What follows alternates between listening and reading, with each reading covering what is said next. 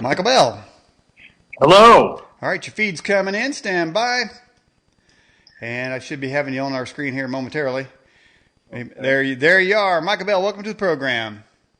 Nice to be here, Daniel. Thanks for having me. Okay, well, Michael Bell, we appreciate you coming on to the program. This is the first time that you've been video Skyped with us. You've been on the program before, but we're going to be talking about an invisible crime. And you describe it as a crime, so why don't we get into that? How did you first become aware that there was such things going on, particularly in your life or the life of others? Well, it's a good question. I'll tell you exactly how it started. I was living in Southern California as a screenwriter in Hollywood, and I was just beginning to get deals and appointments with big literary agencies that were willing to represent me, getting my foot in the door in Hollywood, and which is not easy to do. And then some strange thing happened in my life. This crime happened to me. I became a victim of this crime. I became a targeted individual, and it turned my life upside down, inside out, and I had to stop what I was doing just in order to survive. It was so overwhelming that it really just took my life over. And my life, the life that I knew before, stopped in its tracks, pretty much. And then, from being a screenwriter, I realized that there wasn't a book out there like the book that I wrote, The Invisible Crime. I couldn't find one. There were some other books that were similar, but not really one that was told through a target's eyes, and certainly not one with all the medical verified documents and doctor's reports that I include in the book. Something like that didn't exist, so I realized that this story needed to be told to the world, and I had to write it, and I really had to evolve into some kind of investigative journalist, more than a screenwriter, in order to tell my story and make people aware of this crime that affects many different people, many people around the world. Mm-hmm. As a matter of fact, Michael, somebody logged in or sent a fast blast note to me just now saying that they have been targeted. And as I said in the intro of the program, over the years, I've got a number of emails from people that say they have been targeted in one way or another. But, okay, so you're going about your business as a screenwriter. Okay, right. Sounds like an awesome thing. What was the indication? What was the determinant that to you that something had switched or changed in your life? I think it started slowly.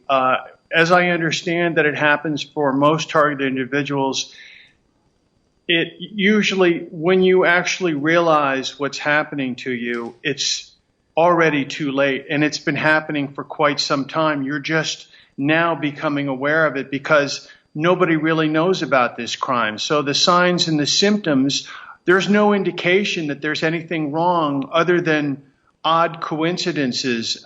When I was living in an apartment building in Hollywood, for instance, I started noticing that over time I became aware of a loud, what I would describe as a noise campaign in my neighborhood. Always noise. And as a writer, I was stuck in my apartment most of the time doing my work. And there was always, there was hammering coming from an apartment next door, constant flushing of the toilets and running the water next door, cars playing their stereos loud, one thing after another throughout the entire day and into the night, causing me severe sleep deprivation. Then, after that happened, that went on for several months, and then I started experiencing break-ins into my apartment. I would come home knowing that I'd locked the door, and the front door would be wide open, all the windows were open, the lights were on, and the water would be running in the sink. You know, completely not the way I left it. And obviously, left as some kind of a warning or a sign to me, but I couldn't figure it out. And this happened many different times. And my neighbors, I believe, I look back on it now and I can see that they were all in on it. They were aware of it to some extent. I know that they participated in it because they would always say that they've never seen anything, or they would never recognize all the noise that I was complaining about. They would say nothing, they don't notice anything. So I knew that something was wrong there. Mm-hmm. But I think, as I describe in the book, the turning point for me was when I was actually abducted from one of my apartments and drugged.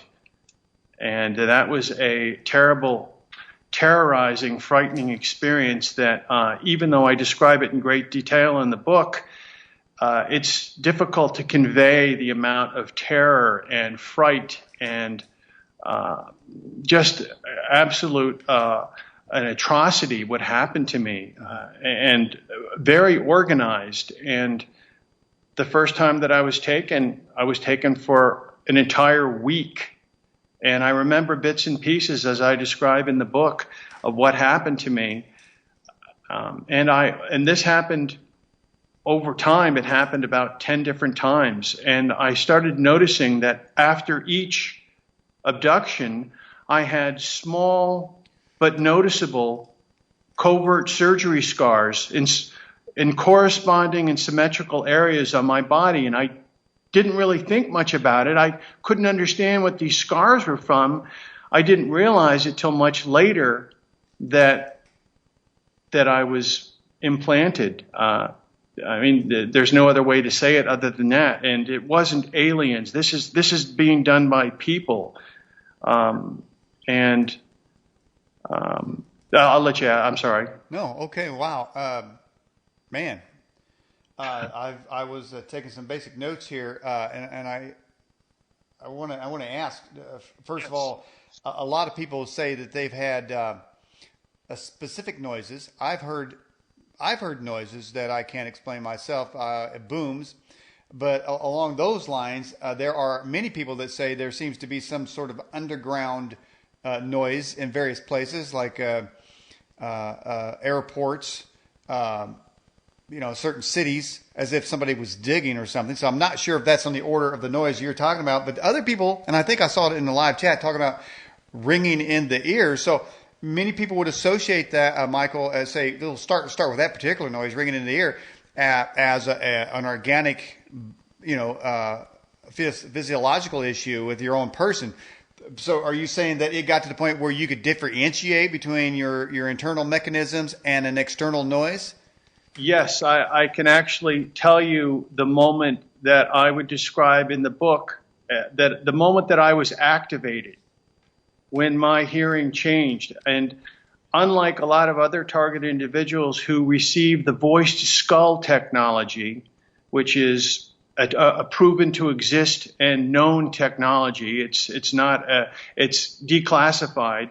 It's a real technology. Now, some targets do experience that. I don't experience that, but I do hear a loud electronic sound. I remember the moment that it was activated, that's what I describe in the book as being activated, because it was like a light switch. What I normally used to hear before suddenly changed to this new electronic tone that had different pitches and ranges, and sometimes would increase in volume and decrease. So it was definitely unusual and not natural. And you used the word activated. We've had a guest on the program named Russ Dizdar, who claims there are those people, programmed multiples is what he calls them, and he claims that they are activated from time to time. Have you heard of the term program multiples, and is it possible that you might be one? I haven't heard that expression. It's possible that I could be one. I'm not familiar with that expression or the definition. Okay, not a problem. You say that the neighbors were in on it. You mean they weren't perpetrating that against you? Were you suggesting they agree, they heard what you heard? No, it was, what happened was when the noise campaign started around the same time, my neighbors started to shun me.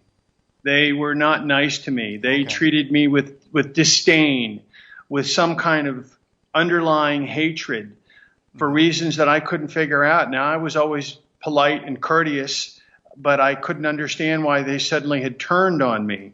So it was, and that was everyone in the entire building, including the building manager, who I thought was my friend. And then some of the neighbors started spreading slanderous rumors and lies about me, and that the other people would hear that and would believe whatever they were told. So now terrible lies were told about me, and people were shunning me and treating me with disdain. And it got to the point where I didn't enjoy living there anymore. And I thought, maybe now's a good time to move. The building manager said, listen, if you don't like it, you can always move. I said, so, I'm going to move. And I did move. Okay. Let me get to a question here for you. It says, this is from Kat. I believe it's out of our live chat. It says, have you heard of small square chip implant over the left eyebrow?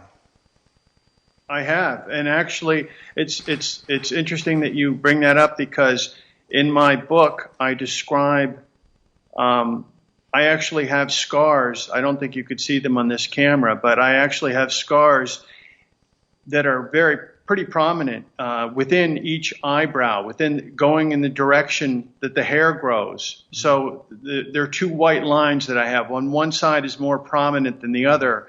But when I included this information in the book, I went to Spain, Madrid, Spain, twice. And on the second visit, I had a fluoroscope test done. And the person who was operating the equipment said to me, sir, you have two needles, one over each eye. Do you know that? I said, I didn't know that. And they were going to schedule a removal, but I would have had to wait there for 3 months, and then I would have had to come back. It was a terrible expense. And I also didn't know I had any guarantee if I would be able to keep whatever they'd removed. So I didn't end up doing it. They're still in there. So is that the only implant you have, or you have others? I have others. In the book, I show actual MRI images, and you see the profile of my skull, and you can see in one of the images I've circled all of the foreign objects that appear right below covert surgery scars is the only thing I can describe them as. Little tiny white surgical cosmetic surgery scars around my eyes, on my nose, in my forehead, in the back of my head. I had like 6 or 7 that I've circled in the book. And also one area that was very easy for me to find was where I have a scar right here, exactly right there between the thumb and forefinger.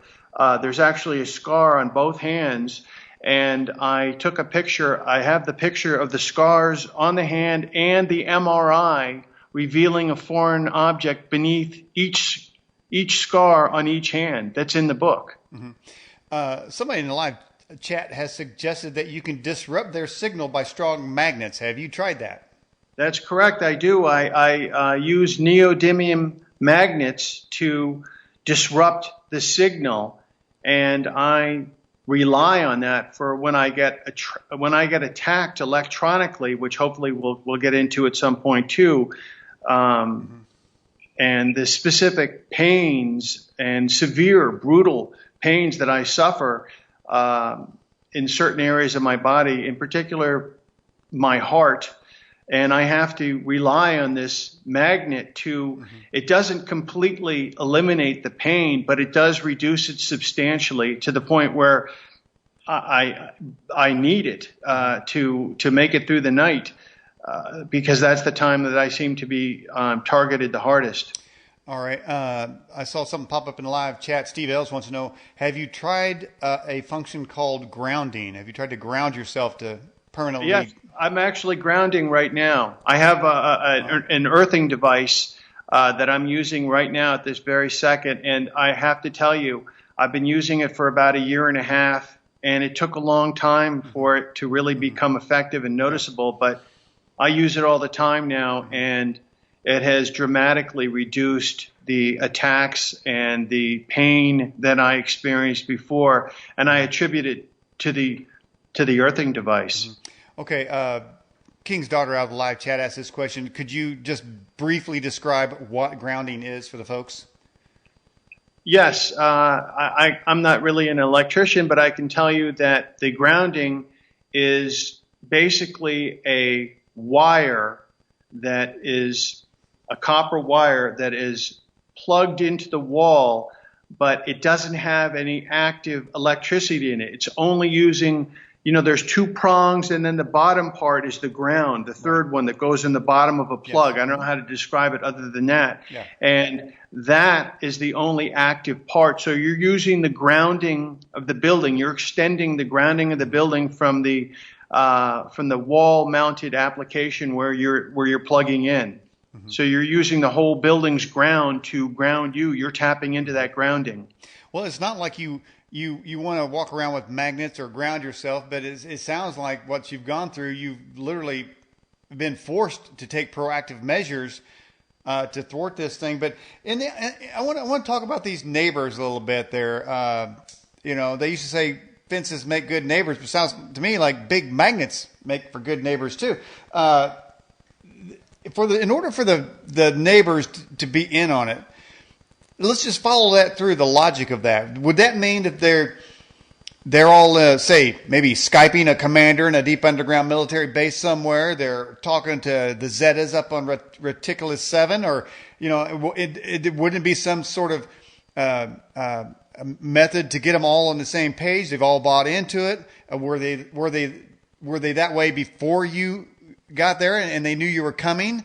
I mean, how do you see that as happening for your neighbors to conspire against you in that way?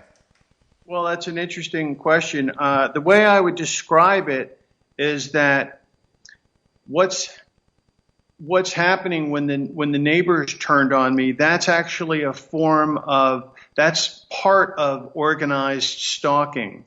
So, or it's also known as community-based intimidation. Okay. So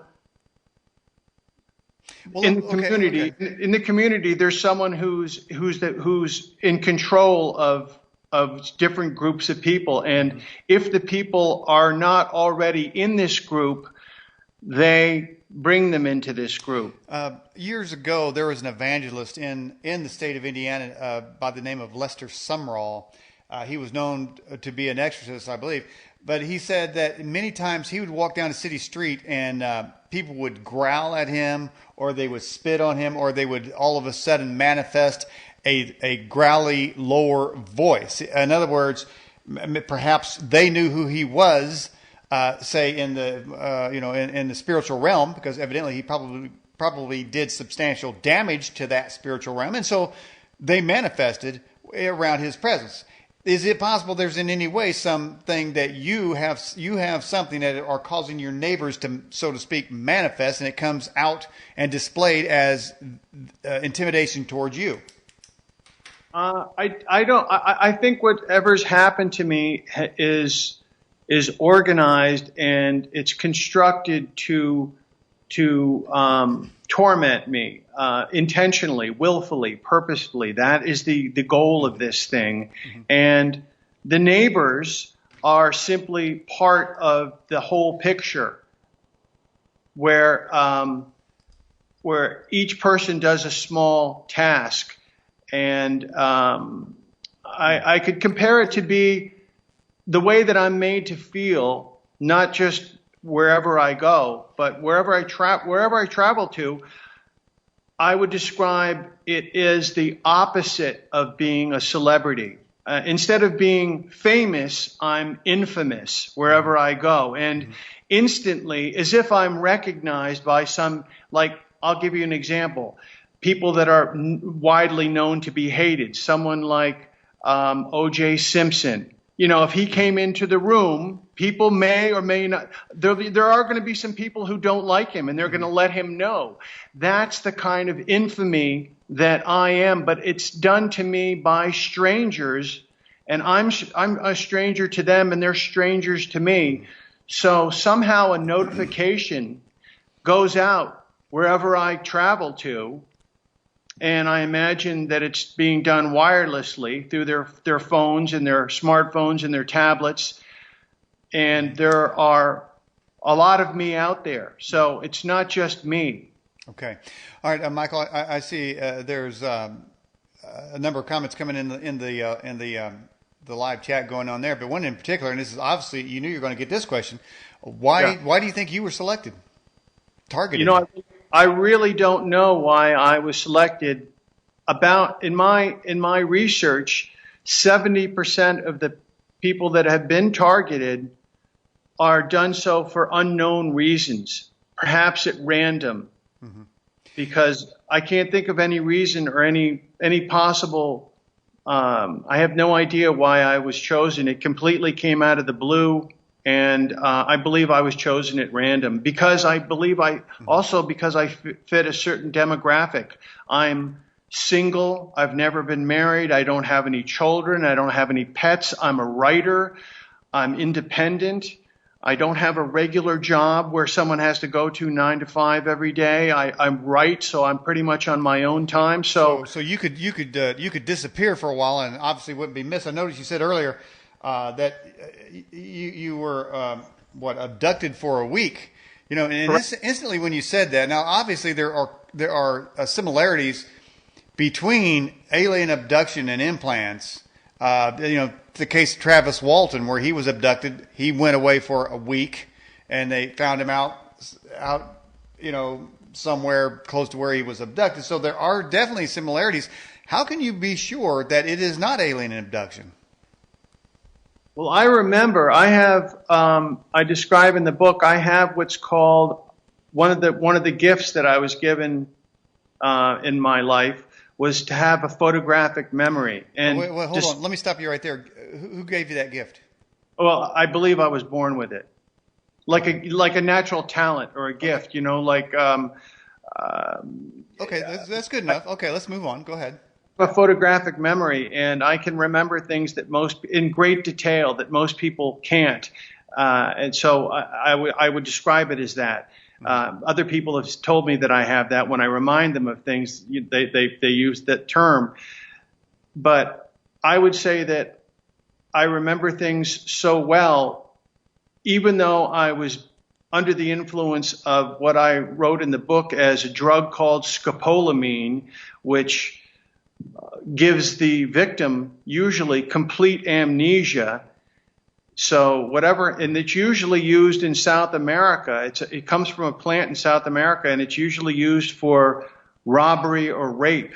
And it's a very, very effective drug that comes from a tree that's, from what I understand, this particular drug, scopolamine, is produced and processed very similar to the process of cocaine, and it's available on the streets down there and I guess other places. But anyway, whatever I was given, whatever I was under the influence of, which I believe to be scopolamine from my research, there was periods where the drug was wearing off. And before I was re-drugged, those are the moments that I remember. And it was people that were around me. And as I describe in the book, they were Asian people.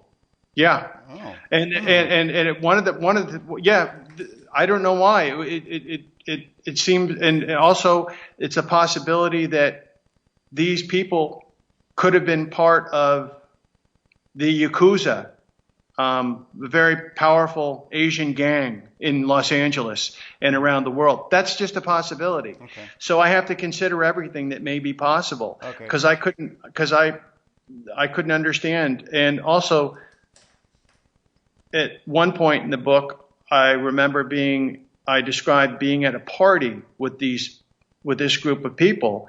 and they all were wearing carnival masks, which is a mask that covers your eyes and your nose, but the rest of the face is uncovered. Mm-hmm. So I could see from these people's masks that they were, even though I couldn't see who they were or remember their face, I could see enough of their physical characteristics to determine that these people were all Asian. I didn't know why. I remember that was hard for me to forget. I wouldn't be honest if I didn't tell you that. I don't want to spend much time on it, Michael, but do you feel like at any point you were molested? I do. I feel that I probably was molested. Okay. All right. Let me go with that there. Did you? Is it possible? I mentioned the idea of program multiples. One could supplant the word split personality.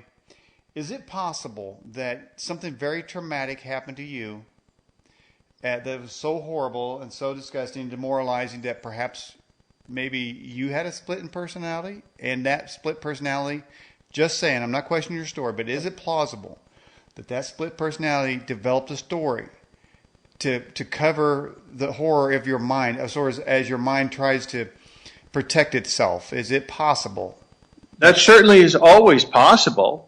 I wouldn't say it's not possible, but I don't believe that that's the actual answer, because I've compared my story with a lot of other targeted individuals that I have gotten to know over the years, and although my story is much different than theirs, there are many similarities. But Michael, you do also realize that if what the mind believes is real to the person, very real, right?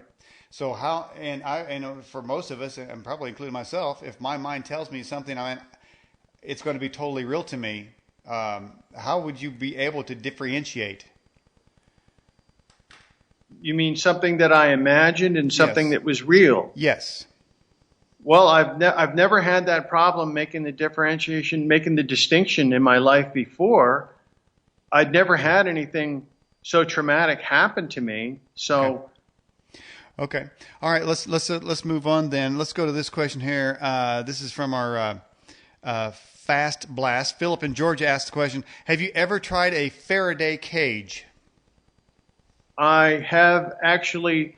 When this first happened to me, I went and saw a private investigator that I write about in the book, a famous private investigator who set up a small Faraday cage type of setup in a hotel room for me. And I believe it may have worked for a little bit in the beginning, but after a while, I believe whatever was happening to me was adjusted around it, and after a while, it became it wasn't effective anymore. Okay. You mentioned that you were missing. Could anybody corroborate the fact that you were missing? No, I didn't really know many of the neighbors of this new building that I moved to. I've had to move 14 times in the last 9 years. So in some of the moves, they were short moves, and I didn't really get a chance to know the neighbors, and they didn't know my schedule. And so I was... Okay. Have you ever considered setting up a webcam to see your nighttime movements? I do. I've changed my whole life now. I document everything. I'm glad you asked that. And also, too, I must remember the last time I think you asked me about, we talked about my camera, and I said, that's one of the things, I might as well have a machine gun with me, because when I break out my camera, as you said, it's like the cross to Dracula. Mm-hmm. The way that the people that are the stalkers, the organized stalkers, they are repelled by my camera. Mm-hmm. So, yes, I have cameras throughout my home, in my car, in interior, exterior, in front and back of the car. I have a camera that I have with me that I wear, and motion detection cameras when I'm not in the apartment or in my house now. Mm-hmm. So I use cameras all the time to double check, and I have to say, cameras are extremely effective in certainly reducing this crime. Mm-hmm. So in any of your cameras, you've never recorded any manifestation, any appearances, shadow people, beings of any kind? No. And you've never recorded yourself disappearing? Never. So when you disappear, or when you have disappeared, do you know where you went? Yes, that actually only happened in the beginning. While I lived at one apartment, 2 different apartments, I guess it happened in. It hasn't happened since then.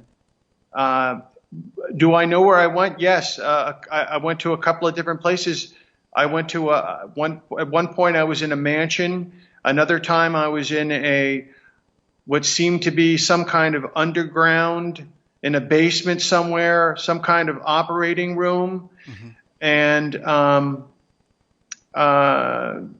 there was a couple of different spots that I remember from the different times that I was taken, but they weren't the same, and they were people in all of my memories. Mm-hmm. Okay, let me get to another question. This is from our Fast Blast. It says, at any point, has these events ever caused you to consider suicide? No.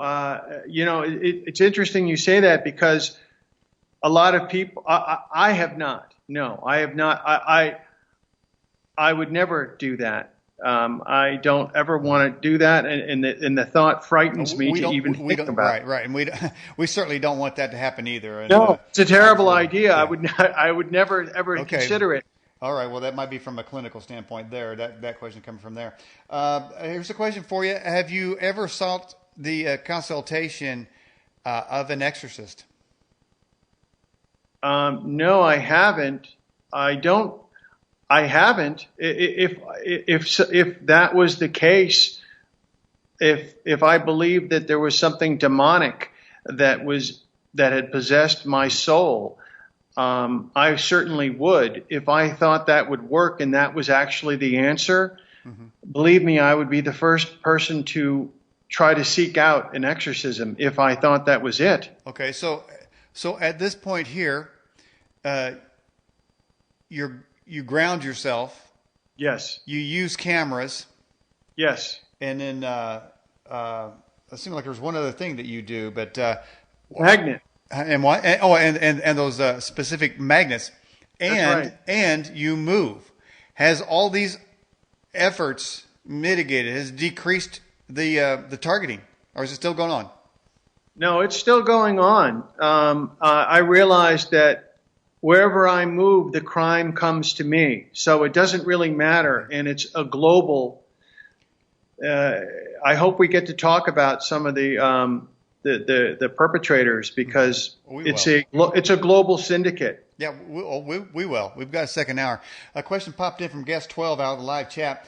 Are these events causing you or preventing you from getting married or have a long-term relationship? Oh, gosh, yes, I would say that I have had. I had one long-term relationship for 2 years with a young lady while I was being targeted, but I don't think she really ever understood it or believed it. Wow. And the less I said about it, the better, because my book can be a little overwhelming to people that aren't familiar with this crime and this advanced technologies that I describe in the book. That's very sad, Michael. Is there, like I said earlier, I've been contacted several times over the years that I've had this program about people who claim they've been targeted. I don't specifically recall women being targeted. In your research and your book writing, is it mainly men that's targeted, or is no way of telling? Actually, it's in my research. It's I know pretty close to 50-50 the amount, the distribution of men to women that are being targeted. And it seems to be in the age range, certainly for men and for women, somewhere between 40 and 55 that people are now coming forward and saying that they noticed that some people have been targeted their entire life, but other people, it's more recent. Okay. Well, I'm not making light of your situation here, nor am I indicating that this is a dating service, but is it possible that you could establish a relationship with a female that is also targeted? You would have in some strange way, you'd be battling the same type of forces, and would certainly understand what each person is going through and make you stronger. Have you ever considered that? I have thought about that. I'm sure that there's ways of getting in touch with people like that, but I will say that it's so difficult to well, first of all, it's when you have something like this and you write a book like the one that I wrote. When people ask me what I do for a living and what have I written, and I tell them about this book, it's a bit much for people. It's a bit overwhelming for people that aren't familiar with it. So, and also meeting someone. Here's the other thing too. It's interesting you bring that up because I want to address this. When I do, I still make the effort. I still go on online dating and try to meet some of these women, and some of them, appeal to me and some of them don't, and you know how it works. Right. But anyway, I have gone on several dates with women that were, when I first contacted them, they were just regular women. Yeah. But by the time I got to the date with them, going on a date with them, they had been influenced by the criminal syndicate. And they would let me know subtly, but I would notice them perform small acts of harassment, just small but subtle ones. And it was kind of like the group letting me know that whatever I do, they're going to get into and they're going to be a part of it. So I know that the women that I did go out, it happened 3 or 4 different times. And okay, I know. Okay, well, let me ask something, Michael. Again, back to, there's a parallel here to split personalities here, so I may have to keep touching on this just to be sure. Yeah. But is it possible that in the realm of the dating service contacts that they simply didn't like you and your mind created they must be one of them? No, it was very specific. What the types of harassment that I've been sensitized to, specific behavior patterns, specific acts that they would do behavior-wise, very distinct and very specific. So I wouldn't say it was a coincidence or it was paranoia or it was an accident, because yes, there's always room for those things. Okay. Just basic question. Where were you born? Greenwich, Connecticut. Greenwich, Connecticut. Okay. And then earlier you mentioned in your intro that you write scripts. What type of scripts you write? My forte is comedies and romantic comedies. That's what I like to write. That's what the kind of movies that I like to go and see. And so, as a writer, now the women on the date sites, they should like that, romantic comedies. They like my sense of humor. I've still been able to maintain my sense of humor from what I've been told. Wow. Well, I'll tell you what, man, humor's doeth good like a medicine. So that's right out of the good book right there. Somebody suggests, now this is tongue in cheek, but somebody says, hey, try the Alex Jones network because they're over there all conspiratorial, so maybe there's some women over there, but that's just joking aside there. Okay, here's another question from Doc out of the live chat. It says, have you ever tried orgonite or orgon? I've heard of it, but I have not tried it. I've seen it. I've read about it, and I guess it's some kind of a mineral or a rock, something like that. Some kind of a substance. Well, yeah, it's weird, but it's known to repel aliens, and again, when you talk about parallels, there's a couple parallels to your life story there that could probably go that way there. And then it says here, let me get back to these other questions here that I've got coming up on my other screen here.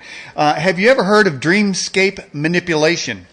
Yes, I'm so glad you asked that, because the last time I was with you, you asked me if I believed I was mind controlled. And I said, no, I don't think so. I remember very specifically, I said, no, I don't think so. And you said, are you sure? And I said, I really don't think I am. But I can honestly tell you now that I don't feel that way. And I believe that I have been strongly influenced, and the dreams, the unnatural, artificial dreams that are being forced on me every night when I go to sleep are an indication that mind control is being attempted on me, certainly. So, and this has been going on since 2008. So over 8 years, you know, every night, day after day, year after year. Even if you're a strong-willed person and you have a good psychological, a strong psychological base, and you're resistant, still eventually over time, you're going to have some ramifications of this happening to you is going to impact your life in some way. Okay, Michael Bell, what type of dream? How do you know that your dream is just not a dream? Describe what type of dreams are you having? These are very distinct and different dreams from the natural dreams that used to occur as a product of my imagination before this crime happened to me. These dreams are extremely vivid, and for me, the ones that I have seem to be scripted. They seem to always have the same storyline to these scripts. Yeah. Usually I'll meet a lady, and then somehow I'll lose her, and I will be left the loser while she goes off with someone else. So it's meant to make me feel sad and depraved and like a loser. That I believe that's the end product of what's being. You know, that sort of corresponds with your dating site rejection. Maybe, but this happens in my dreams. Not only that, also I have another scenario where I'm being chased or harassed in the dream by people, very similar to the way that I receive the organized stalking harassment when I go into a store, for instance. Very similar to that in my dream. I would dare say, and let me put this question out to the folks in the live chat. Has any of you guys in there had dreams where you're being chased? Now, Michael, I can tell you, I personally have had many dreams of being chased. So I don't know that that's MK Ultra or cyber stalking or anything. And the yeses are certainly coming into the live chat now, people. That's a common recurring theme of people being chased in their dreams. So, you know, and it's always scary when that happens, but that doesn't necessarily mean there's a nefarious organization of stalkers, does it? No, but what happens is the characters in my dream interact with me using words and voices that are not familiar to me, phrases, and will ask me questions in my sleep state, much like being hypnotized. Whatever I'm asked, I divulge. So I believe that whatever secrets I had, good ones or bad ones, are all accessible through my dreams to the people that are running the program. Have you ever had any dreams of flying? Yes. Okay. Well, that's another standard one that a lot of people have. Yeah. So I have. Well, I mean, I don't know which parts of them are. Now, in fact, Michael, in my opening theme song called Cosmic Cowboy, there's a part of it where it says that the Lord taught me to fly, and I have clouds in there, and it's supposed to simulate me flying through the clouds. So, you know, flying isn't necessarily a bad thing. I mean, it certainly gets us to where we need to go a lot faster and a lot cheaper, especially if you don't have to pay pay the airline tickets. All right, here's a question for you. Kat wants to know, have you ever heard of Max Spears? I have not. What about Catcher of the Rye? You ever read that book? I may have read it a long time ago. I forget the storyline on that one, to be honest with you. Okay. You mentioned earlier, and I don't want to spend too much time. I was going to make a note. Well, actually, we're at the top of the hour, so we got to take a break here. Michael, we do take a break here for 5 minutes. We'll take you out of the picture here. Anything you'd like to say about your website or your book? This is your opportunity, and we'll come back with you in 5 minutes. Okay, my book is The Invisible Crime, Illegal Microchip Implants and Microwave Technology and Their Use Against Humanity, A True Story. It's available at my website, www.invisiblecrime.com, and at Barnes & Noble and on Amazon. Okay, we have a link to your website there. I'm sure they can reach it through there. All right, just stay on the line, keep the audio down, and we're going to be back here with you in 5 minutes. Okay. All right, everybody, you're watching and/or listening to the Edge Television broadcast. On our Newsmaker line tonight is Michael Fitzhugh-Bell talking about the invisible crime, microchip implants being used against humanity. And we're going to be talking about who else that might be happening to and why. We'll get the rest of the story in the second hour. We're going to be back, and we're going to take a 5-minute break, and we'll be... And welcome back to the Edge Television broadcast. If you missed any of the exciting first hour, this show will begin to replay in our main player right in the center of the Edge's website. Additionally, we'll upload it to our YouTube channel. We'll podcast it as well, and we'll put it into our TuneIn Radio channel where you can listen to the Edge across any platform, any device. It's TuneIn Radio. Look at us up there. You can also follow me on Twitter and Facebook for some of the amazing things that I have to say. I'll put them up there. Now let's go back to our Newsmaker line and bring back with us Michael Bell. Michael Bell, welcome back. Nice to be back. All right. Well, in the first hour, we were talking about some of the very, very nasty things that happen to you, the cyber stalking and the technology. How do you know that there's microwave weapons involved with that? Well, it's interesting that you say that. Recently, I believe that what's being used on me is what's termed as classified technologies, and perhaps more than one, an amalgamation of several different classified technologies.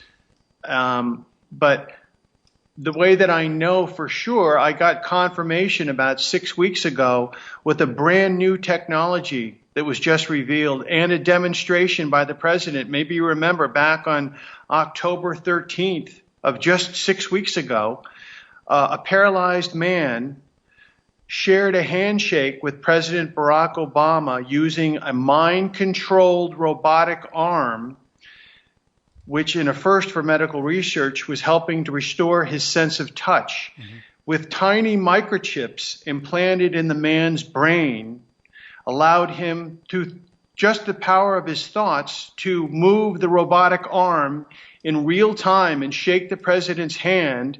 And at the same time, he was able to feel the president's grasp and the pressure of the president's hand in his own hand and the warmth of the president's hand in his own fingers as the artificial ones were being touched in real time. So there's a demonstration that these technologies do exist, and that's being used for something good. But you can also imagine the practical applications for the misuse and abuse of such advanced technologies. That's a brand new one that was just revealed. Okay. What do they do? What would you say they do to harass you? When you say they, you mean the stalkers? Yes. How do they exactly harass you? You said noise? Right. For instance, when I go into a store, I can already tell that they know that I'm coming. Somehow a notification through probably their smartphones. Somehow, I have a routine. So when I go to the store, where I live right now, I used to live in California. Now I live in the mountains of North Carolina. So where I live, it's kind of remote. So when I go to, I don't have the options that I had in Los Angeles in terms of going to 20 different groceries. I go to the same ones.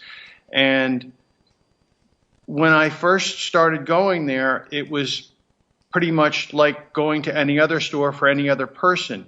But I find that the longer I stay in a place, the more the participation from the community in terms of shunning me and performing small acts of harassment against me to torment me, to terrorize me. Because basically what's happened to me here is an example of covert domestic terrorism. Organized stalking is basically a form of terrorism, sometimes involving hundreds or even thousands of people terrorizing and harassing a single person. So this is an example of that. What is it you think they're trying to accomplish by harassing you? I believe that's a great question. I didn't understand for a long time.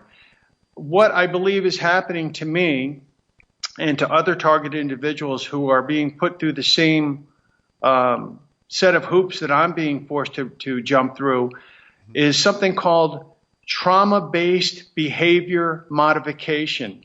So by keeping someone in a traumatic, high anxiety state of mind, this is where you're able to theoretically, change a person's emotions and their urges. And if you can change a person's urges and emotions, you can effectively change the way a person thinks and their mind. And to some degree, with these technologies, you can imagine the implications when someone says mind control. This is a product of that. Keeping someone in that constant traumatic state is allowing that process to be accomplished. Mm-hmm. Have you ever seen the show Lost in Space? I have. You know, you have a strange resemblance to Dr. Smith. Really? Yes, I'm just pointing that out. Perhaps you have time traveled into this dimension, and these things maybe have something to do with that. All right, here's a question from King's daughter wants to know. In fact, that's a related question right there. Have you ever been on TV? Never. Okay. And in your scripts that you write, has any of them been published or any movies been made out of them that we'd recognize or know? No. I was just getting to that point. I was breaking ground in that area when this happened to me. So that was all put on hold. Mm-hmm. Now you say you're in the mountains of North Carolina now? Yes. Is this place? Well, you said that this harassment is still going on. So now, are you away from people, or are people around you, or what's going on there? I have neighbors, but it's much further away. Where I live is a very isolated, remote area in the mountains. And just to give you an idea, the closest neighbor to me is somewhere about a quarter mile to a half a mile away from me. So that person can't harass you. That's right. They can't harass me. They can't. But when I leave, whenever I come and go, there's always someone along the way that's waiting for me at the bottom of my driveway. What advice would you give somebody who may also consider themselves to be cyber stalked like that? Well, no, it's not cyber stalk. That's something else. Targeted with this technology. What advice would you give someone who believes they are a victim of being stalked as well in this manner? Well, I didn't know what to. I couldn't give any advice until I learned how to survive. I live my life literally. I feel like a soldier that's been trapped behind enemy lines and has to live with an ultra awareness, a very uncomfortable, proactive awareness to survive, because so many terrible things have happened. And when I let my guard down, it seems that things are waiting to happen. So I have to live very differently than the way I lived before. Mm-hmm. Mm-hmm. I have to live a very protected life now, sadly. Is there any group that you know of that is developing countermeasures? Yes, some groups. I've read about some devices that eliminate the V2K for the people that get that, and also there are neutralizers to reduce the amount of electronic attacks that people are experiencing.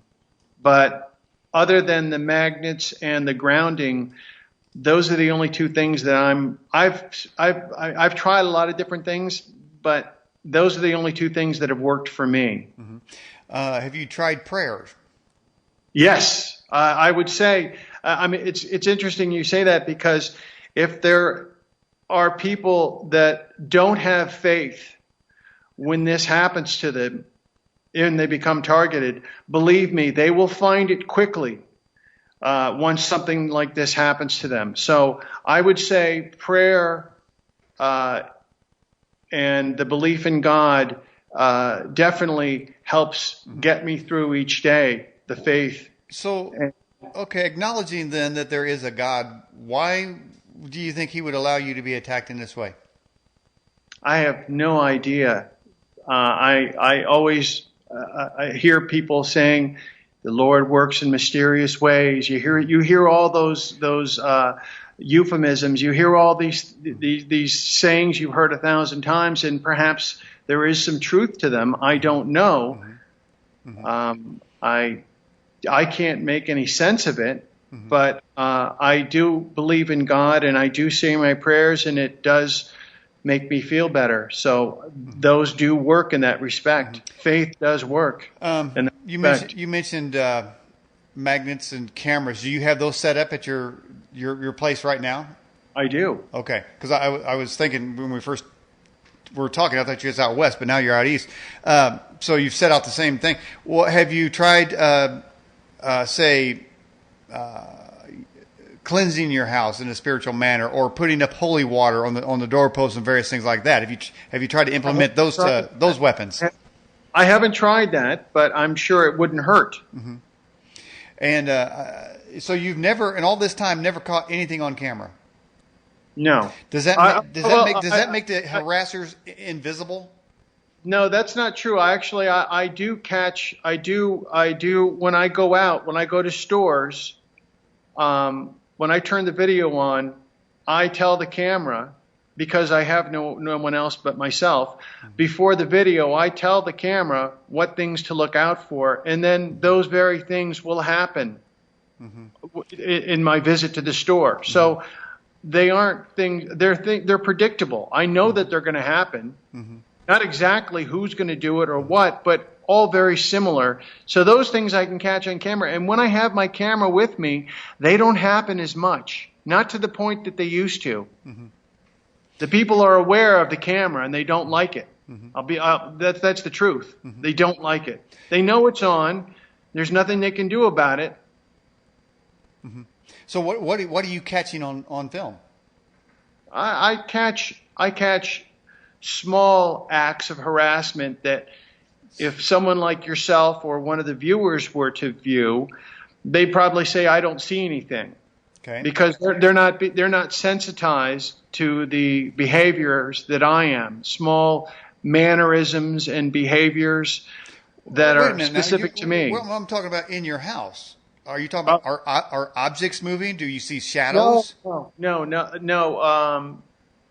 I do hear sounds.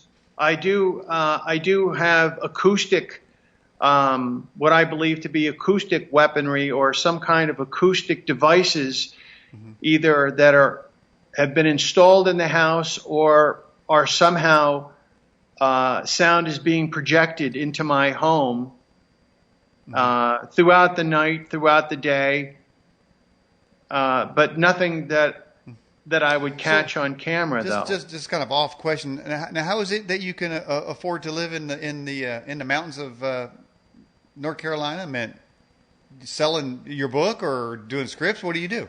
Selling my book. Well, also you have to remember, I've been working. I worked my whole life as a chef, and I've never been married, and I don't have any children. Okay. You know, if you take those things out of the equation, and you save all your money and you invest it, you should have a fortune by the time you retire. You could probably retire early because having a wife and an ex-wife and children and pets and a home is a very expensive thing for anyone. Even if you're a cheapskate, it's going to cost you probably millions of dollars over the course of your life. So if you don't have those things, you have probably extra funds available. Well, you know, Michael, a life without love is no life at all. That's true. I miss that. Okay. I miss that. I haven't given up, Daniel. Okay. I still go on the websites and I still look. I'm a little worried about you, man. We're trying to move you on, man. You got to find some real love in your life there. All right. So, and actually, you're getting love right here on the program. There's several people that said in our live chat that they're already putting you on their prayer list. Is that okay with you? Sure, I appreciate the positive response. I welcome that. That's very kind. That's nice to know. It makes me feel good. What is the percentage of people you think that are being targeted? That's such a great question. In my estimation, in my research, you have a global population of approximately 7.5 billion people. Now, 1% of that is estimated to be targeted. And 1% doesn't sound like a lot, but when you're talking about 7.5 billion, that's 75 million people that are estimated to be targeted around the world, globally. And also, my research shows me that this crime, whereas it happens to individuals more or less in this country, in other countries like Russia and in China, this is happening to entire families and their friends and their children and their grandchildren. So the entire family is affected. That's where the numbers are really picking up, where entire families and groups and communities are being targeted. So there's where the numbers pick up. Now, where do you get these numbers? Through my research and from what I've been told from people that I actually, in the book, I describe my meeting with a former CIA agent. And I asked him about, I met this person and I asked about organized stalking, electronic harassment, mind control. And this person was completely already aware of these crimes. And when I explained what my book was about, this person said that my book only scratches the surface of what's really going on. It's only the tip of the iceberg. And I reveal a lot in my book. And if it's only the tip of the iceberg, it's frightening to believe what's beyond it. Michael, if I ever catch one of these harassers, would it be okay with you if I smack him right in the face? Yeah, I can't do that. If that's the other thing with anyone who is performing acts of harassment or trying to torment me. Sadly, let me ask you something. What about if, putting away the gang stalkers and the cyber technology and various things that are employed, the microwave, the weapons, what would you think that on the order of human relations, if one person harassed or stalked another, and with none of that technology, and that goes on, would you put them in the same category of people that you would put the techno harassers in? I would definitely say it comes from the same mindset. It's definitely the same type of person.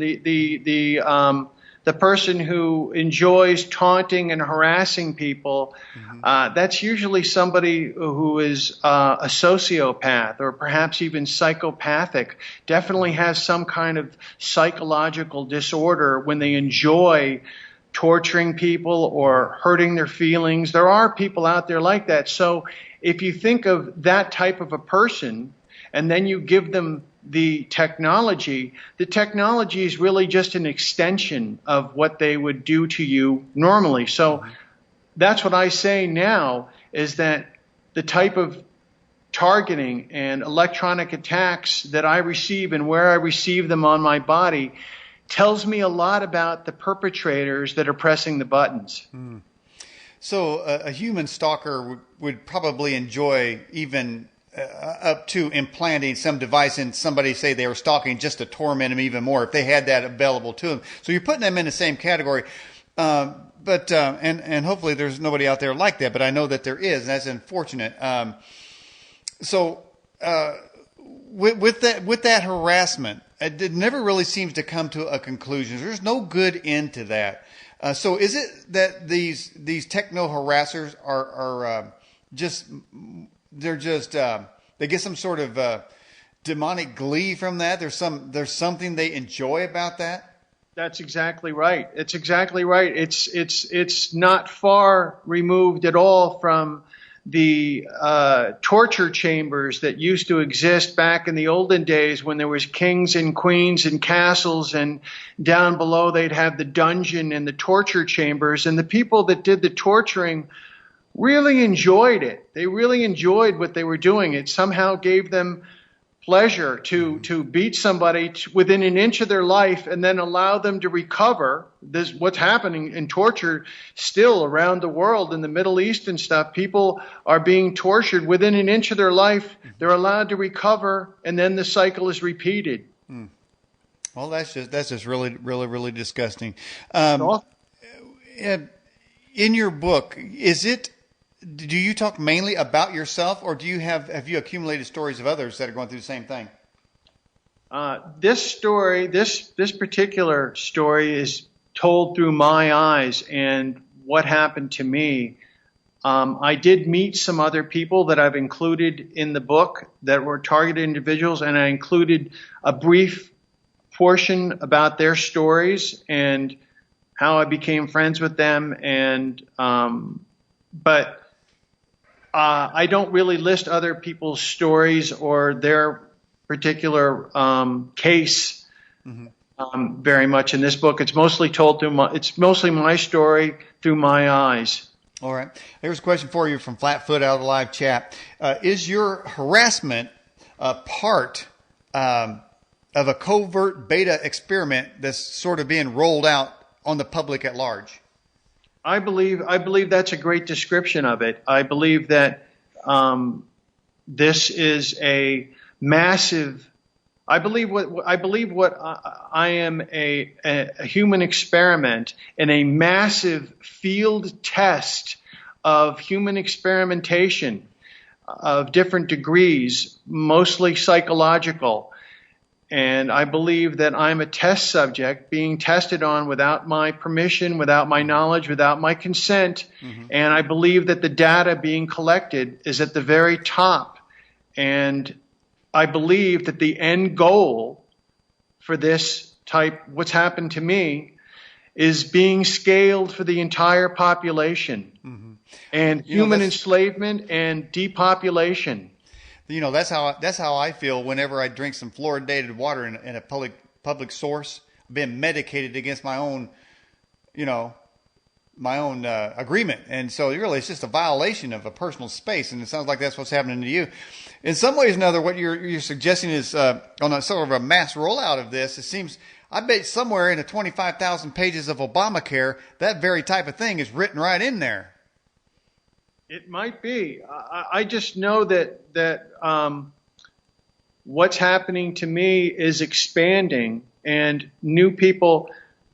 What I say is that sadly, just because you're not targeted today doesn't mean you won't be targeted tomorrow or in the future, or your children or their grandchildren. So that was one of the motivations for really two reasons for writing the book. One, to help other people that were especially new targets, where they're overwhelmed with the anxieties and everything that goes along with the crime, but also to raise the awareness in the 99% that aren't even aware that this crime takes place, and they have no idea that it's going on, because usually people aren't really interested in things that don't affect them. If they hear about people having terrible cancers and terrible diseases, and they say, "Oh my gosh, that's terrible," but because it doesn't touch them or their lives, they're able to move on, and they're able to kind of be numb to it to an extent. Sadly, but it's true.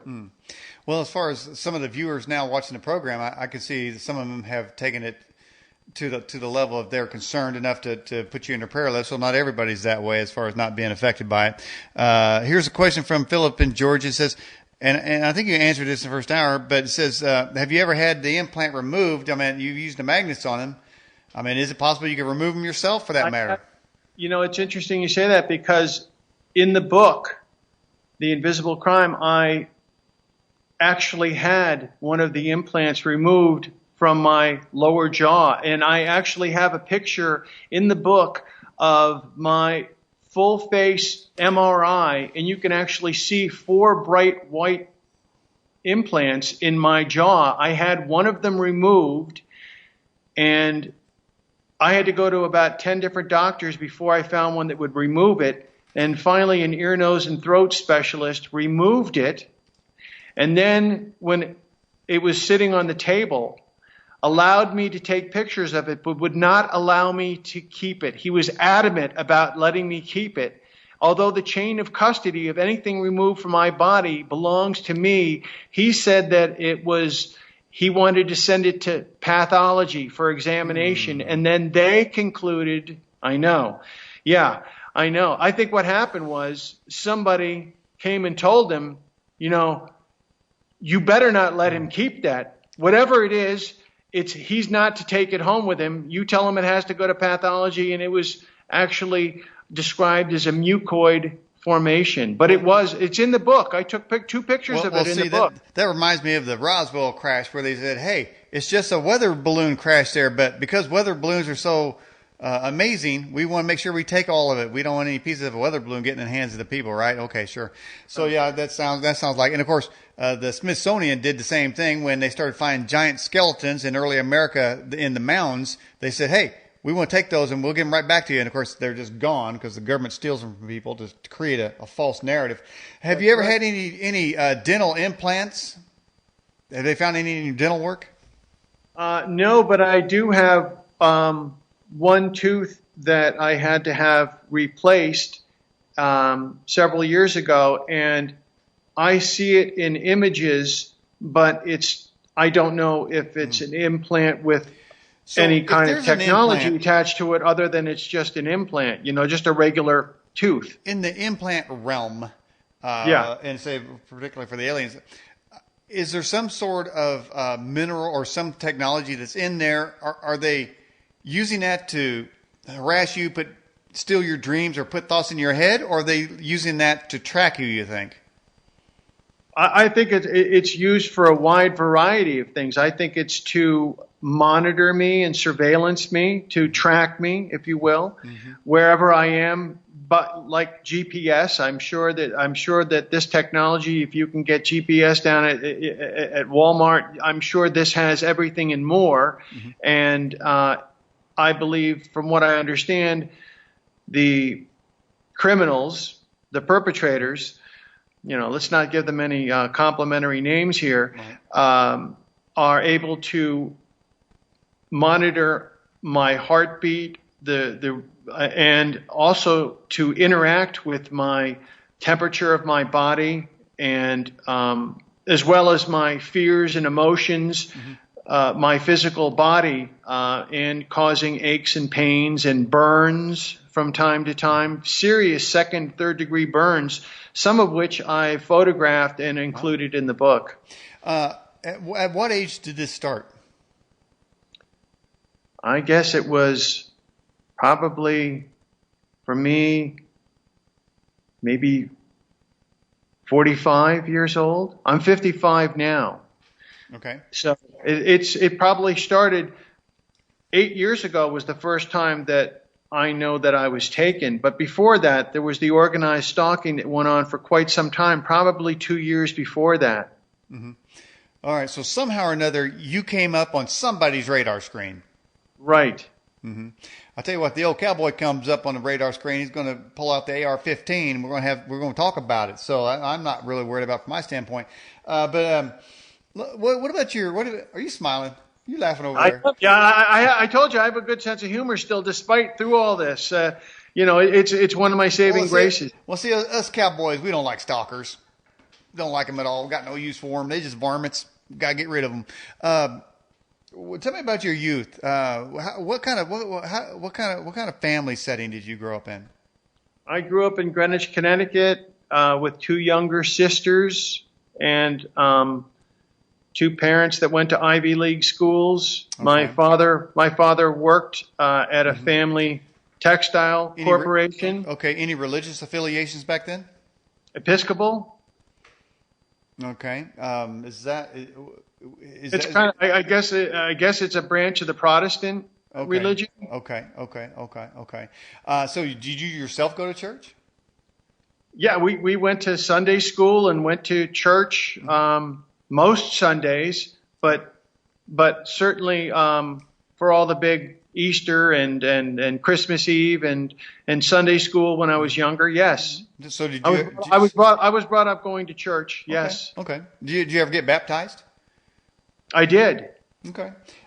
Was there at any point you have what some of the people in the church call like a conversion experience of any kind, where something like dawned on you or anything like that, or you made a commitment of some kind or anything like that? No. Not that you know of? Okay.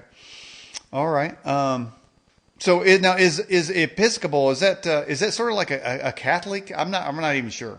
I'm not religious. I've asked my family about it. It's what all the people in Greenwich, when all of our friends in Greenwich went to the same church. I guess it's part of the Protestant branch of religion. That's the only thing I can say. I guess it's similar to Catholicism. It's some branch of it. It's some area of it. I imagine there are some in that realm and sort of in the church realm that suggest that there is a DNA change or some type of change that happens to a person when, as I think there's something recorded in the Bible says, like you accept Jesus as your Lord and Savior. There's some sort of thing, and when that happens, they say there's a DNA change. And I'm wondering, if you did that, would that be enough change to offset or counteract the harassment that you're going through? I don't know. I mean, I try to do that anyway. I try to, I try to be positive. I try to bring the Lord into my life any way that I know how, certainly by prayer and through my thoughts and my belief. Mm-hmm. Okay. All right. Just going down a little checklist here. Now, somebody asked the question, but you've already answered. It said, do you have any siblings? Well, you didn't ask that question. Do you have any siblings? Do you have any brothers or sisters? 2 younger sisters. Have they experienced any of this? No. Are you in good contact and relation with them? I am. So they haven't disowned you? They haven't? I'm sorry? They have not disowned you for this? No. I'll put it to you like this. When you're a targeted individual, and I've talked to many, hundreds and thousands since I wrote the book, and people communicated to me through my website, it's people in your family that are, and the people that are in your life, your family and friends, they get sick of hearing about quote unquote it very quickly. And because there's nothing that they can do about it, it's better that you don't discuss it, because there's nothing they can do anyway. They don't believe. The more that you talk about it, it seems to get you into further trouble with them. Mm-hmm. So I just avoid the issue, which is the only thing I can do, really. Mm-hmm. All right. So I've asked if you've consulted an exorcist or even consulted spiritual people in sort of the prayer type of sense, where they could say, lead you in a prayer to accept the Lord type of thing. But have you ever talked to a psychologist? I spoke to one person. Here's the other thing. When this first happened to me, okay, the first thing I did when I woke up thinking it was the next morning, but it was really a week later, 2 things went through my mind. I knew something terrible had happened to me. I knew I had to go to the police. But then I realized I realized that I had been drugged and I was still partially under the influence of whatever I was given. I realized when I went to the police station, as I was walking to it, I lived in Beverly Hills at the time, very close to the police station, and the hospital and the police station were only about 2 blocks away in either direction. So I started walking toward the police station, but I realized once I got there, in my mind, I said, they're going to ask for proof, as they always do. Do you have any evidence? Right. Do you have any proof? So I immediately turned around and started heading to the emergency room. I wanted them to test my blood for whatever I'd been given, and they locked me up for 2 weeks. That happened 3 different times to me, and I also believe that when I was locked up against my will, illegally, wrongfully detained at a psychiatric evaluation, that some of the surgeries were performed on me while I was there, because I was drugged there too. I was given medication there and knocked out for a couple of days at a time at all 3 places, so that's a real possibility too. Mm-hmm. You know, Michael, you talk about the invisible crime. Well, mental illness is not a crime. Right. Okay. So, all right. Well, I mean, obviously they saw something that compelled them to do so. I would think that would engender or that would have created a huge.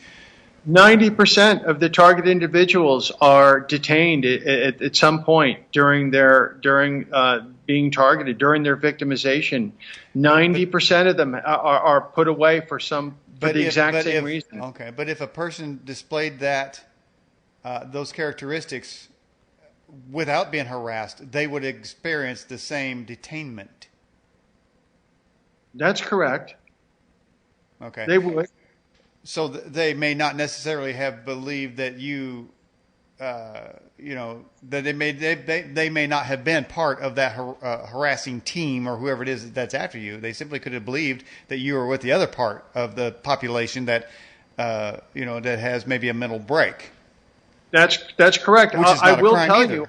I remember when I was there, especially at the first time, there were other patients, people that there was about 20 or 30 people in this ward that I was in, and some of them had suffered similar things to me, and some of them were hearing voices, and I don't know if those people were victims or if they were actually mentally disturbed and mentally ill, because some of the people in there you could tell the difference between someone who is mentally ill. At least I thought I could then. They certainly didn't seem like regular people to me. They definitely had something wrong with them. Have you heard voices? No, I have not heard voices ever. Mm-hmm. But I do hear a loud electronic sound in my ears, and that happened from one moment when it was turned on October, in the beginning of October in. And that couldn't be tendinitis? 2008. You know, I would like to think that it was, but it's not. It's also in the book I also more of the covert surgery scars that I found are behind my ears, and I have the pictures of the backs of my ears. Close-ups, and you can see the surgical scars very clearly in the photographs that I have in the book. And also the MRIs, you can see there are 2 large, bright, dense blocks behind each ear in these MRI images that I've circled. So they're in the book. So you have them behind the ears, in the hands, and above the eyebrows. That's correct. There are more than that, because I found these scars all over my body. Those are just the areas that I had imaged. It's very expensive, Daniel, to have these images done. I had to go to Europe. I had to travel around the world, because in this country you need a prescription to get an MRI. You go to Europe, you just have the euros in your pocket, and you say, listen, I want an MRI of my head, I want my chest. Whatever you have the money for, they'll do it for you, and they'll give you the documentation. That's how I obtained all my evidence in the book. I was traveling to Spain and London and going to different doctors and hospitals and just paying for it, and it cost a fortune. And it costs a fortune even if you have insurance in this country to get imaging done. So, okay. On an unrelated note, are you happy with the election outcome? Well, the people have spoken, Daniel. Okay. I'm thinking about healthcare there, actually. All right. Have you had any out-of-body experiences? No, not that you mean like floating above myself, yes, like right. I was about to die or something. I haven't experienced that. Mm-hmm. Okay. And when you go to an airport, do scanners go off because of these implants? No. I wish they did, though. It's because they're not metallic? My research has shown me that the biomedical implants that are being created today are made out of conductive resins and fibers that are conductive but are not necessarily metallic, but they still are they're still able to carry electrical currency and even though they're not metallic. Have you ever partook in cannabis oil to offset the effects of these devices implanted in you? Cannabis oil? No, I have not. Okay. All right. Have you ever partook of cannabis in general? In my life, I have. Aha. Okay. Is that about the worst of the things you've done, or have you ever took LSD or peyote or anything like that? Well, I'd say that's probably about the worst of it. Okay. Do you drink? Rarely. Okay. Once in a while. Okay. That's a thing, Daniel. It's interesting you bring that up because I've found that when I do drink, whatever influence that this outside force through technology, I believe, has on me is able to gain more momentum if I have anything in my system like that. Seems to weaken my resistance to it and seems to emphasize that. Does that make any sense? It sure does, and I'm glad you don't. And somebody made a comment, just a comment. It said, how awful it would be to have to go through these things and have nobody believe you. That's the worst part. That's the worst part, Daniel. If you said, what is the worst part? I would say knowing that what's happening to me is real and that this advanced technology, see that these technologies are so advanced, it's difficult for people to comprehend the level of sophistication. It's simply beyond people's ability to understand. That's where the technology is. And so knowing that I'm a victim of something that people can't even understand, even when it's explained to them, like the paralyzed man using a robotic arm, even though he's doing that with his mind, they still can't wrap their minds around that. That's brand new technology that's being revealed there. But the worst part is not having people believe the truth that you're telling them, not just because you believe it, because it's real and it is happening. No, I slipped in the word cyber a couple times. There's something out there called cyberbullying, and actually cyberbullying, I think, is Ivanka Trump's. I think she's going to take up that cause, but I mean, this is electronic bullying that's been waged against you. And by the way, there's a comment I just saw pop up in our live chat. It says. This person says, there's a guy in my Bible study with the exact same story as you. He says he believes it to be true and too much of a coincidence that you have the exact same stories. Well, that's good to know because so many people, probably not just that person, there's probably many more that are hopefully that there's some people out there that are listening or know someone that is able to identify with the very specific things that I'm sharing with you tonight.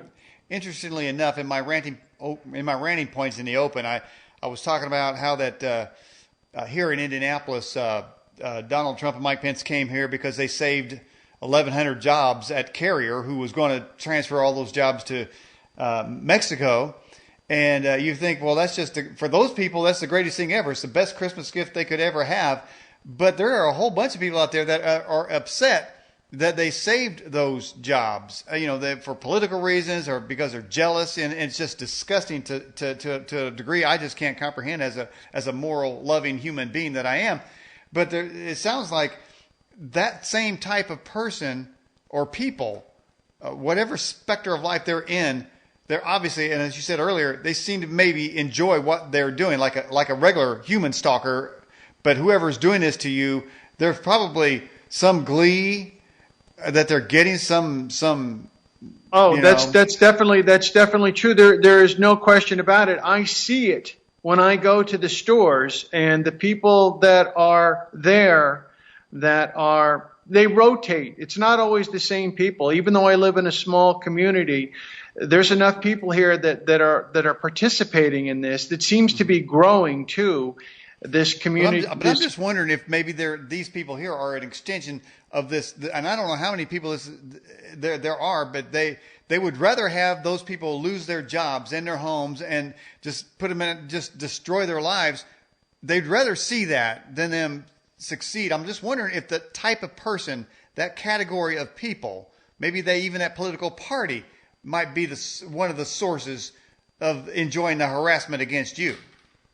It's possible. It seems to be a very common flaw, a human flaw. It seems to be that there's a lot of people that feel this way. And if you look at the amount of, I don't know if I talked to you about my numbers with the research of the people, the perpetrators. There's 20 perpetrators for every target. So if there's 75 million targets around the world, 20% of 7.5 billion is 1.4 billion people that are aware of this crime. That's 1 in 5 people has something to do with this crime. That's how large it is around the world, Daniel.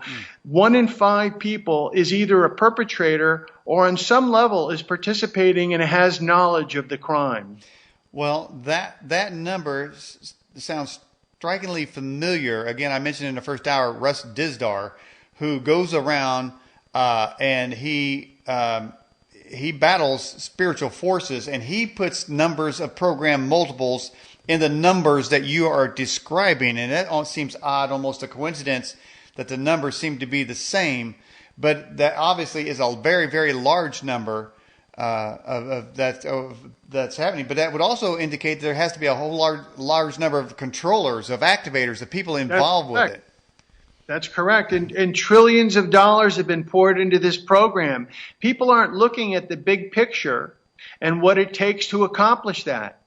The big picture is human enslavement and depopulation in the long-range goals is what I believe. Mm-hmm. Now, they're going to have to, if I'm part of a field test, they're pouring trillions of dollars into this program, because that's one of the things, when this first happened to me, I tried to explain it to police officers, and I would always get the same reaction. Do you know how much manpower that would take? Do you have any idea how much money that? Yes, it would cost trillions of dollars, and that's exactly what is being taken out of the military and the government, the shadow government, and poured into this program. Well, now, see, you're not too far off there, because there were billions of dollars lost by Hillary Clinton's State Department, billions of dollars just black opt. In fact, there were billions of dollars missing when the Pentagon got hit. And the area that those billions of dollars, maybe even trillions, got lost was the exact area that plane hit. Well, listen, Michael Bell, we're near the end of the broadcast. I want to give you a chance there to make some final statements there and perhaps talk about your website or about your book. You go right ahead. Yes, if people are interested, it's The Invisible Crime, Illegal Microchip Implants and Microwave Technology and Their Use Against Humanity, a True Story. It's available on my website, www.invisiblecrime.com. It's also available at Barnes & Noble and on Amazon. And it is a great deal for what the book costs. I wish there was a book like that when I was first targeted. There wasn't a book like that, so I had to create it for myself to tell my story to the world, but also for other targeted individuals and for people that don't know about the crime. It is real, and it is happening, and it's expanding, and it's starting to get noticed, which is good. Finally, it's starting to get some attention. Okay. All right, Michael Bell, appreciate you coming on the Edge Television broadcast. By the way, several people noted that they said you got some very nice taste in your artwork back there. Very neat house. Thank you. That's nice to know. That makes me feel good. I didn't know that anyone would notice that, but that's nice to know. Thank you. They did. They notice everything on this program. Wow. Well, hopefully they're good things. I don't know. There you go. I can only hope. Well, there you go. We end on a positive note. Michael Bell, you stay safe out there, and I hope your message gets out for more people. Thank you so much, Daniel. Nice to be back. Thanks again. You bet. Good evening. All right. Good evening. All right. All right, everybody. That was Michael Bell talking about the invisible crime, and hopefully it's not happening to you. And if it is, then you might want to look into his book, or at least do some research on the web and see what information you can find. Very, very sad thing to have that to happen to anybody. So there you go. Sorry he's suffering so much over there. Next week, Jason Quitt's going to be with us talking about time travel.